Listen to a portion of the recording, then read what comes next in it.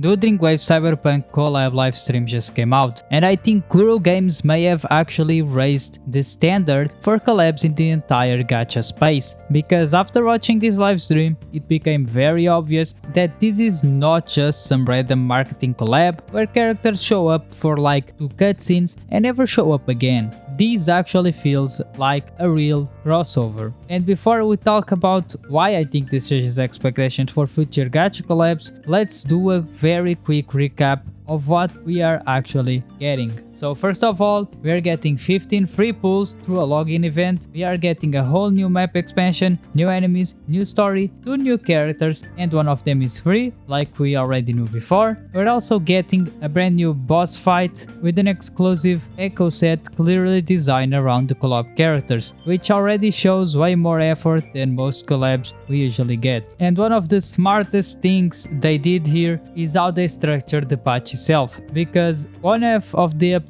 is almost 100% focused on the Cyberpunk collab, Night City, Rebecca, Lucy, the atmosphere, the aesthetic and all of that, while the other half is still actual Wuthering Waves content. So instead of making the entire patch feel like some temporary advertisement, it still feels connected to the game itself. That's important because a lot of collabs in gacha games feel disposable. They feel like events you forget they even existed 2 weeks later. However, this actually feels integrated into the world. We are getting a whole new storyline in Night City, new gameplay content, new enemies, new holograms, new exploration, and from what they showed, even the presentation itself feels way more ambitious than what we usually get from mainstream gacha collabs. And this is where I think Kuro is genuinely changing expectations, because when you compare this to something like Honkai Star Rail and their Fate collab, or even the Genshin Horizon Zero Dawn collab, the difference in effort becomes very obvious. And look, I'm not trying to hate for no reason, but let's be honest here, a lot of mainstream gacha collabs barely feel like actual serious collaborations. In Star Rail's case, the production value was there visually, but the actual crossover itself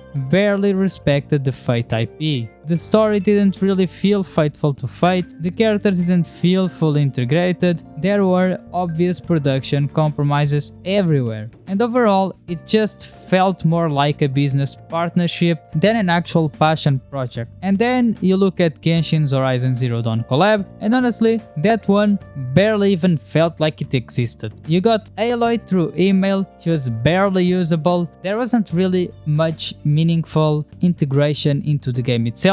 I mean, you couldn't even pull copies of her. But with Wuthering Waves, this feels different, because Kuro clearly understands that a collab isn't just about selling characters, it's about making players feel like these two worlds actually coexist together. And that's why people are reacting so positively to this livestream. Even the Cyberpunk side of things talked about how detailed and demanding Kuro was during development, because they wanted the characters and the world building to stay as authentic as possible. And that's exactly what players want from collabs. People don't just want a skin with a famous name attached to it, they want effort, respect for the IP, they want something to actually remember. And I genuinely think this collab is going to raise expectations moving forward, because now if another major gacha game does a lazy crossover where characters barely interact with the world and nothing meaningful changes in the game, people are immediately going to compare it to this. Especially now that the gacha space is becoming way more competitive, games are no longer competing only through combat or graphics anymore. They're competing through world building, live service quality, community perception, and a lot more. And collabs are now becoming a part of that competition too. So overall, even outside of the rewards themselves, I think this livestream was a huge win for Wuthering Waves and Kuro. Not just because the content looks good, but because it genuinely feels like one of the first mainstream gacha collabs in a long time that actually respects both worlds involved. And this is why this collab is going to make them a shit ton of money. So like, comment and subscribe,